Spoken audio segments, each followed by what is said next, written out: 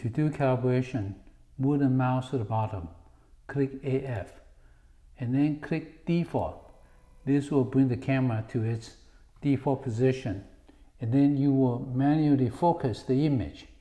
When they are in perfect focus, then you can close the auto focus dialog box. Then move the mouse to the top, and you want to pin this measurement menu bar. And we're going to do calibration by selecting calibration icon and click it. Then move the mouse to line up the actual ruler.